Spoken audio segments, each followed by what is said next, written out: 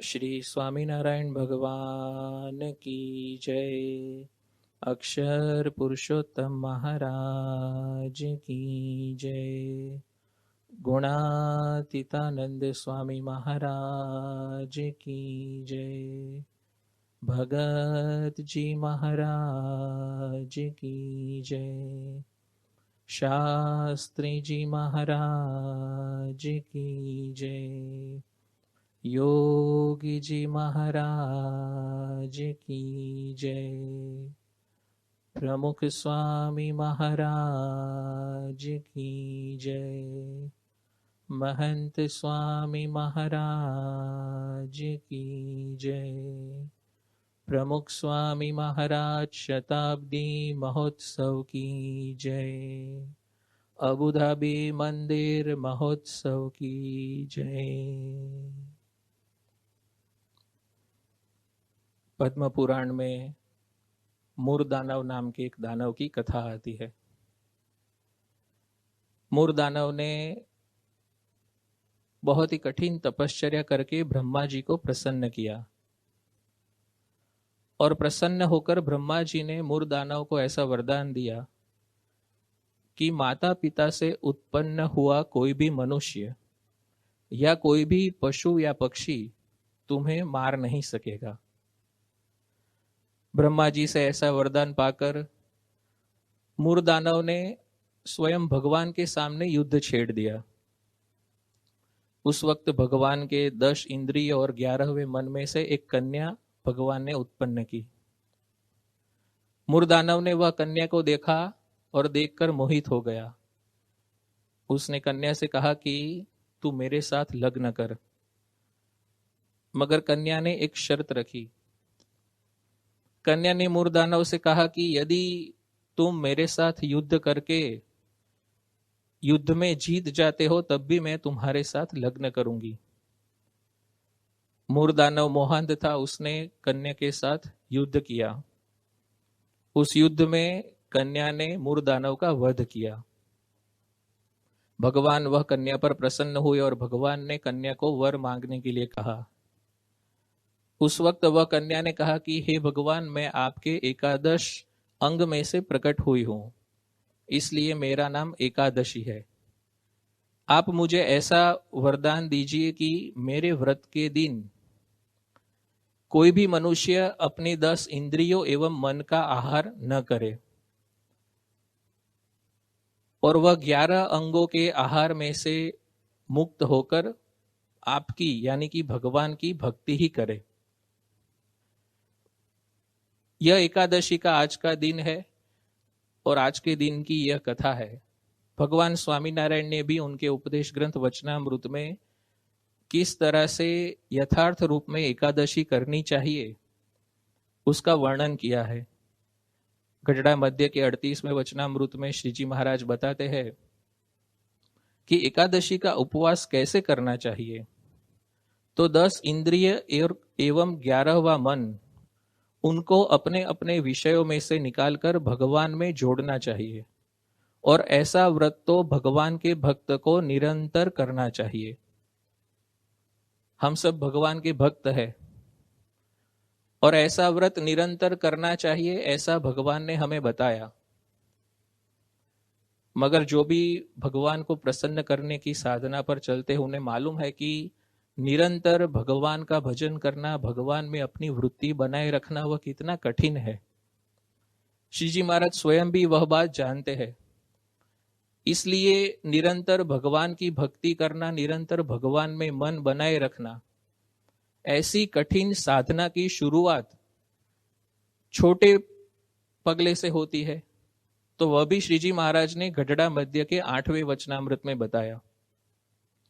वहां पर श्री जी महाराज कहते हैं कि एकादशी का व्रत 15 दिन में एक बार आता है, तो उसका पालन सावधानी पूर्वक करना चाहिए। हमारे लिए एकादशी यानी मानो भोजन का ही संयम, मगर भोजन का संयम तो केवल एक ही इंद्रिय, रसना इंद्रिय का संयम हुआ। मगर जो शास्त्र की बात हमने सुनी और भगवान स्वामीनारायण के वचन सुने, उनसे तो केवल एक ही इंद्रिय की बात नहीं है, मगर हमारी 10 इंद्रिय और 11वां मन, उन सभी को अपने अपने विषय में से निकालकर भगवान में जोड़ना है। जो हमारे सत्पुरुष है उनके जीवन में से हमें ऐसा व्रत करने की प्रेरणा प्राप्त होती है। ब्रह्म स्वरूप शास्त्री जी महाराज जब बाल्यावस्था में थे, डूंगर भक्त उनका नाम था, 6 वर्ष की उनकी आयु थी और परिवार में किसी के लग्न थे, तो वह लग्न प्रसंग के लिए डूंगर भक्त करमसद गए हुए थे। हुआ यूं कि वहां पर लग्न के दिन ही एकादशी का दिन था। डूंगर भक्त ने वहां लग्न में कुछ खाने से मना कर दिया। सबको मालूम चला कि यह छोटा बालक है, उसने ऐसा व्रत किया है तो आज वह नहीं खाएगा। सब अपनी अपनी तरह से एक के बाद एक आकर डूंगर भक्त को समझाने की कोशिश कर रहे हैं कि आप तो अभी छोटे हो, ऐसा व्रत आपको नहीं करना चाहिए। मगर डूंगर भक्त अड़िग थे, उन्होंने अपना एकादशी का व्रत नहीं तोड़ा। उस समय वहां पर लग्न में जितने भी आदमी थे, करीब 400 लोगों ने डूंगर भक्त को समझाया, मगर वह 400 लोगों के सामने यह 6 वर्ष का छोटा बालक अपनी व्रत की दृढ़ता लगाए खड़ा था। अंत में ऐसा हुआ कि आनंद से फराड़, पेंडा और बर्फी ऐसा सब लाकर डूंगर भक्त को दिया और डूंगर भक्त ने वही अंगीकार किया। यह कोई बाल हठ नहीं थी, मगर ये इनकी दृढ़ता थी। वह हमें कैसे मालूम चलता है? तो ऐसी दृढ़ता उन्होंने अपने जीवन के अंत समय तक रखी। 1942 के स्वामीनारायण प्रकाश में एक ऐसी बात लिखी गई, वहां पर ऐसा लिखा गया कि शास्त्री जी महाराज की आयु 78 वर्ष की है, मगर अभी भी वह धारणा पाणा व्रत करते हैं और एकादशी के उपवास करते हैं। तो जो डूंगर भक्त ने 6 वर्ष की आयु में दृढ़ता रखी थी, वही दृढ़ता शास्त्री जी महाराज के जीवन में हमें 78 साल की आयु में भी देखने को मिलती है। 1963 में योगी जी महाराज मुंबई में विराजमान थे और जन्माष्टमी का उत्सव आया। उस वक्त वहां पर महंत स्वामी महाराज और जो संत थे, उन्होंने सोचा कि योगी जी महाराज की आयु बहुत है और ये उपवास करेंगे तो उनके स्वास्थ्य पर उसका खराब असर हो सकता है। ऐसा सोचकर महंत स्वामी महाराज और अन्य संत योगी जी महाराज के पास जन्माष्टमी के दिन सुबह में गए। योगी जी महाराज को मालूम था कि यह संत क्यों आए हैं। यह संत कुछ बोले उससे पहले योगी जी महाराज ने उनसे कहा कि आप यदि मुझे आज का उपवास करने देते हैं तो मैं आपको यही जन्म में निर्वासनिक करके भगवान के अक्षरधाम में बिठा दूंगा, इसलिए मुझे यह उपवास आप करने दें, मुझे रोके मत। उस वक्त वहां पर रामचरण स्वामी थे, उन्होंने योगी जी महाराज से कहा कि स्वामी शास्त्री जी महाराज ने भी जो 5 बड़े उपवास है उसमें से सिर्फ 3 एकादशी के उपवास करने का ही कहा है। योगी जी महाराज एकदम भाव में आ गए और योगी जी महाराज ने वहां पर जो संत थे उनसे कहा कि शास्त्री जी महाराज के साथ मैं 40 साल तक रहा हूं और शास्त्री जी महाराज क्या कहते थे और क्या करते थे वह सब मुझे अच्छी तरह से ज्ञात है। तो मुझे शास्त्री जी महाराज का वचन न दे और मुझे आज का उपवास करने दे। अभी मेरी आयु भी कम है और मेरा स्वास्थ्य भी अच्छा है और अभी तो आगे 100 साल तक जीना है, तो मुझे आज का उपवास करने दे। ऐसा कहकर योगी जी महाराज ने जय बुलाकर वहां से खड़े हो गए और ऐसी दृढ़ता रखी कि कोई संत उन्हें उपवास न करने से रोक न सका। ऐसा ही उपवास की ऐसी ही दृढ़ता हमें प्रमुख स्वामी महाराज के जीवन में भी देखने को मिलती है। बाल्यावस्था में जब उनकी आयु 8-10 वर्ष की होगी तब शांतिलाल राजनगर में थे और राजनगर गांव में छोटू भाई नाम के एक हरिभक्त थे। वह छोटू भाई को एक दिन संकल्प हुआ कि गांव के जो छोटे बच्चे हैं उनको सबको अपने घर पे बुलाए और उनको खिलाना। छोटू भाई ने सभी बच्चों को अपने घर पर बुलाया। प्रमुख स्वामी महाराज जिनका नाम शांतिलाल था, वह शांतिलाल भी वहां पर गए, मगर उस दिन एकादशी का दिन था तो शांतिलाल ने वहां पर कुछ भोजन अंगीकार नहीं किया। उस वक्त उनके साथी जो मित्र थे उन्होंने भी शांतिलाल से आग्रह किया कि आप भोजन ले ले, जो छोटू भाई थे उन्होंने भी आग्रह किया कि शांति, इतनी छोटी आयु में ऐसे उपवास नहीं करते, तुम भोजन ले लो। मगर शांतिलाल ने उनसे मना कर दिया और शांतिलाल अपने जो नियम है, अपना जो व्रत था उसमें अडिग रहे, उसमें उन्होंने दृढ़ता रखी। ऐसा ही उपवास का आग्रह प्रमुख स्वामी महाराज के जीवन में हमें देखने को मिलता है। चाहे बाह्य परिस्थिति कैसी भी हो, शरीर का चाहे कैसा भी पुरुषार्थ करना हो, मगर वह उपवास के दिन उपवास ही करते थे। 1973 की साल में प्रमुख स्वामी महाराज का विचरण वासद में था और वह गांव में 122 से भी अधिक पधरावनी हुई और साथ में प्रमुख स्वामी महाराज को बुखार था, 102 डिग्री बुखार था। तो इतना कठिन परिश्रम था, स्वास्थ्य भी नादुरुस्त था, मगर उस दिन एकादशी का उपवास था तो प्रमुख स्वामी महाराज ने उस दिन निर्जल उपवास भी किया। सेवकों के आग्रह के बावजूद भी प्रमुख स्वामी महाराज ने पानी तक उस दिन ग्रहण नहीं किया था। ऐसे व्रत उपवास की दृढ़ता हमें हमारे गुरुओं के जीवन में देखने को मिलती है। महंत स्वामी महाराज भी एक प्रसंग बताते कि योगी जी महाराज ने उन्हें एक दिन उपवास करने को कहा। दूसरे दिन सुबह जब योगी जी महाराज के दर्शन के लिए महंत स्वामी महाराज गए तो योगी जी महाराज ने कहा कि गुरु आज भी एक उपवास कर लो। तीसरे दिन जब दर्शन के लिए गए तब योगी जी महाराज ने कहा कि गुरु आज भी उपवास कर लो। इस तरह से 5 दिन तक उपवास योगी जी महाराज की आज्ञा से महंत स्वामी महाराज ने किए। ऐसे हमारे गुरुओं के प्रसंग जब हम सुनते हैं तो हमें भी ऐसे उपवास करने की प्रेरणा मिलती है और उनके अंतर में भी यही इच्छा रहती है। भगवान स्वामीनारायण ने वचनामृत में बताया कि कोई सत्पुरुष है जिनके अंतर में ऐसे ही इच्छा है कि जैसा भगवान का सुख, जैसा भगवान का आनंद मुझे प्राप्त होता है, वैसा ही भगवान का आनंद जो मेरी संगत में आता है उसे भी प्राप्त हो। और इसलिए यह भगवान का आनंद प्राप्त करने के लिए ऐसे कठिन व्रत उपवास गुणातीत सत्पुरुष अपने संगत में आने वाले सभी हरिभक्तों और संतों को भी करने को कहते हैं। योगी जी महाराज 1967 की साल में बंबई में विराजमान थे और योगी जी महाराज को सुबह स्नान करवाने के लिए कई सारे युवक उनकी सेवा में आते थे। एक दिन सुबह जो युवक वहां पर आए थे, वह युवा अंदरों अंदर अंग्रेजी में बात कर रहे थे। योगी जी महाराज की इन युवाओं के प्रति स्नेह करने की रीत वह जगत से न्यारी थी। योगी जी महाराज ने उन युवाओं को कहा कि आप ऐसा इतना अच्छा अंग्रेजी बोलते हैं तो मुझे भी कुछ अंग्रेजी में सिखाइए। इसलिए वहां पर जो एक युवक था उसने योगी जी महाराज से कहा कि योगी बापा, आप सभी युवकों को उपवास देते हैं तो उसका अंग्रेजी में आज से आप उपवास देना शुरू कीजिए। आपको ऐसा बोलना है टुमारो फास्ट, यानी कि कल उपवास। ऐसा योगी जी महाराज को सिखाया और योगी जी महाराज वहां पर जो भी युवक थे उन सभी को बोलने लगे टुमारो फास्ट, टुमारो फास्ट।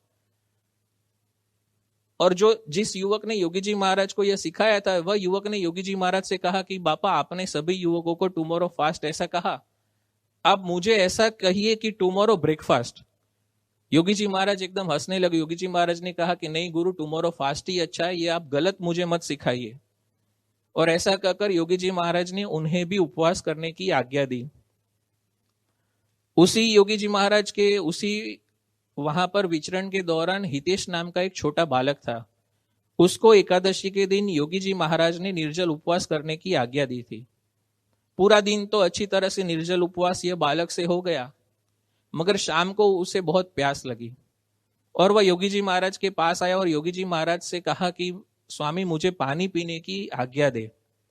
मगर योगी जी महाराज ने कहा कि गुरु, कुछ नहीं होगा, अभी भगवान की चेष्टा करके तुम रात को सो जाओ, सुबह में उठ के नींबू का शरबत पीना। वहां पर जो एक युवक खड़ा था, वह युवक ने योगी जी महाराज से पूछा कि बापा, यह तो छोटा बालक है, आपको उस बालक पर दया नहीं आती? उस वक्त योगी जी महाराज ने कहा कि गुरु, आपको वह बालक के शरीर की दया आती है, मगर मुझे वह बालक के जीव की दया आती है। और भगवान की प्रसन्नता के लिए ऐसे उपवास करते हैं तो भगवान बहुत प्रसन्न होते हैं। ऐसा कहकर योगी जी महाराज ने वह बालक को दृढ़ता दिलाई, मगर उसे पानी पीने की आज्ञा नहीं दी। तो ऐसे ही सत्पुरुष के अंतर में भी ऐसी इच्छा और ऐसा आग्रह रहता है कि हम भी ऐसा व्रत उपवास करें और वह व्रत उपवास से हम भगवान की प्रसन्नता प्राप्त करें। प्रमुख स्वामी महाराज के जीवन में भी ऐसी दृढ़ता थी और उन्होंने भी युवकों, हरिभक्तों, संतों सभी को ऐसी दृढ़ता करवाई थी। योगी जी महाराज बहुत ही उपवास करवाते थे, तो साथ में जो विचरण करते थे वह युवकों ने एक ऐसा कॉलेज का नाम रख दिया, योगी युवक उपवास कॉलेज। योगी जी महाराज के साथ घूमना है तो यानी कि वह कॉलेज में रहना है और साथ में उपवास भी करना है। योगी जी महाराज जब अक्षरधाम पधारे और प्रमुख स्वामी महाराज गुरु पद पर आए, उस वक्त एक युवक ने प्रमुख स्वामी महाराज से कहा कि जब हम योगी जी महाराज के साथ विचरण में जाते थे तो हमने ऐसा नाम रखा था, योगी युवक उपवास कॉलेज। अब आप हमारे गुरु है तो अब कॉलेज का नाम बदलते हैं, प्रमुख युवक उपवास कॉलेज करते हैं।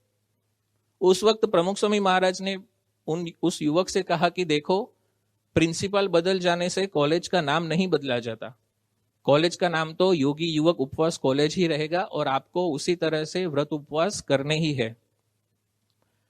और जो भी संत हरिभक्त भगवान की और सत्पुरुष की आज्ञा से ऐसे व्रत उपवास करते हैं, उन पर यह गुरुओं की प्रसन्नता भी बड़ी होती है। 1956 की साल में योगी जी महाराज डांगरा में विराजमान थे और उस वक्त योगी जी महाराज के साथ विचरण में जो युवक जुड़े हुए थे उसमें किशोर भाई और जश भाई नाम के 2 युवक थे। उनको एकादशी का निर्जल उपवास करना ऐसी योगी जी महाराज ने आज्ञा दी थी। वह जो हरिभक्त ये 2 युवा थे वह हड़मतिया गांव से डांगरा गांव तक चल के आए थे और गर्मी के दिन थे, पानी की बहुत तरस उन्हें लगी थी, मगर योगी जी महाराज की आज्ञा थी तो पानी तो पीना नहीं था। शाम को जब आरती और सब पूरा हो गया, बाद में चेष्टा हुई और चेष्टा के बाद गोष्ठी करके ये दोनों युवा सोने के लिए गए, मगर पानी की प्यास इतनी थी कि वह उनको नींद नहीं आ रही थी। ज्यों त्यों करके पूरी रात ऐसे निकाल दी। सुबह में गांव के बाहर वहां पर श्रीजी महाराज की प्रासादिक कुंडी है, वहां पर स्नान के लिए जाना था। ये दोनों युवा वह प्रासादिक कुंडी के पास स्नान के लिए गए और वहां पर ही पूजा करनी थी। पूजा करते थे और उन्होंने देखा कि दूर से एक हरिभक्त उनकी ओर आ रहे हैं और वह हरिभक्त के हाथ में नाश्ता और नींबू का पानी था। वह हरिभक्त ने इन युवकों को बताया कि योगी जी महाराज ने मुझे भेजा है और योगी जी महाराज ने सुबह में स्वयं उठकर ये नींबू का पानी बनाया और ये नाश्ता मुझे दिया और मुझसे कहा कि 2 जो युवक वहां पर पूजा कर रहे हैं उनको ये नींबू का पानी पिलाना और नाश्ता करवाना। और योगी जी महाराज ने उनसे कहा था कि ये जो युवा है वह वहां बंबई छोड़ के हमारे साथ ऐसा कठिन विचरण करने के लिए आते हैं और ऐसे कठिन विचरण के साथ साथ निर्जल उपवास भी करते हैं, तो भगवान उन पर बहुत प्रसन्न होंगे। आप मेरी ओर से वह युवकों को दंडवत करना। ये युवकों के अंतर में तब जो भी उपवास का दुख था वो चला गया और उनको इस बात का संतोष हुआ कि योगी जी महाराज की प्रसन्नता उन पर हुई। 1997 की साल में भादरा में हमारे एक युवक थे दिनेश, उनके लग्न का प्रसंग था, मगर लग्न का दिन था एकादशी का। जो दिनेश के धर्मपत्नी थे उनके परिवारजन कोई स्वामीनारायण के सत्संगी नहीं थे। उन्होंने दिनेश को समझाया कि आज तो आपके लग्न का दिन है तो आज तो आपको खाना ही चाहिए, मगर दिनेश ने दृढ़ता दिखाई कि नहीं, आज एकादशी का दिन है, मैं कुछ नहीं खा सकता। परिवारजनों ने समझे कि ठीक है, आप कुछ खा न ले तो कोई बात नहीं, मगर फ्रूट जूस ले ले। दिनेश ने कहा कि नहीं, मैं वो भी नहीं ले सकता और अपने लग्न के दिन वह दिनेश ने केवल पानी अंगीकार किया। प्रमुख स्वामी महाराज को जब यह प्रसंग मालूम चला तब प्रमुख स्वामी महाराज ने प्रसन्नता बताते हुए कहा कि देखो दिनेश की दृढ़ता कितनी है। अपने स्वयं के लग्न में भी दिनेश ने उपवास किया था। यदि हम हमारा मन मक्कम रखते हैं तो ऐसा उपवास हम भी कर सकते हैं। जब हम ऐसे उपवास करते हैं और आज्ञा का पालन करते हैं और भगवान की प्रसन्नता प्राप्त करते हैं तो हमारे ऐसे वर्तन से अन्य लोगों को भी प्रेरणा मिलती है। 2006 की साल में ह्यूस्टन में एक वैदिक कॉन्फ्रेंस थी। वह कॉन्फ्रेंस में सेवा करने के लिए हमारे कुछ युवक भी वहां पर गए थे और एकादशी का दिन था। दोपहर में जब भोजन का समय हुआ तब वह कॉन्फ्रेंस में आए हुए जो विद्वान उन्होंने तो भोजन कर लिया, मगर उन्होंने देखा कि ये जो युवक है वह सेवा कर रहे हैं, उन्होंने भोजन अभी तक नहीं किया है। तो वो जो विद्वान थे उन्होंने हमारे जो युवा थे उनसे कहा कि चलो सेवा बाद में करना, पहले आप भी भोजन कर लो। उस वक्त वहां पर जो हमारे युवक थे उन्होंने बताया कि आज तो हमारा निर्जल उपवास है, उस वक्त वह विद्वान जो थे उन्होंने भी वह युवक से कहा कि ये तो कैसी विडंबना है, हम यहाँ पर वैदिक कॉन्फ्रेंस में आए हुए हैं और वेदों में जो ज्ञान है उसकी हम चर्चा करते हैं, मगर आज एकादशी का दिन है और एकादशी के दिन हमने भी अन्न को ग्रहण तो कर लिया और हम तो विद्वान है, शास्त्र के जानकार है, फिर भी हमने ऐसा नियम का पालन नहीं किया। तब कि आप तो युवक हो और यहाँ पर ही आपका जन्म हुआ है और यहाँ पर ही आप पले बड़े हो, फिर भी आपने ऐसी दृढ़ता रखी, वाकई में आपके गुरु बहुत महान है। तो इस तरह से यदि भगवान की आज्ञा और गुरु की आज्ञा का हम पालन करते हैं और उनकी आज्ञा के अनुसार यदि हम उपवास करते हैं तो उसकी अच्छी असर दूसरों पर भी हो सकती है, और दूसरों पर तो अच्छी असर होती है, मगर उससे बड़ी बात तो यह है कि हमें हमारे गुरु की और भगवान की प्रसन्नता प्राप्त होती है। आज एकादशी का शुभ दिन है, तो आज हम भगवान स्वामीनारायण और गुरु हरि महंत स्वामी महाराज के चरणों में प्रार्थना करते हैं कि जिस तरह से उन्होंने अपने वर्तन द्वारा हमें सिखाया है उसी तरह से हम एकादशी का उपवास कर सके और वह उपवास करके उनकी प्रसन्नता प्राप्त कर सके। श्री स्वामीनारायण।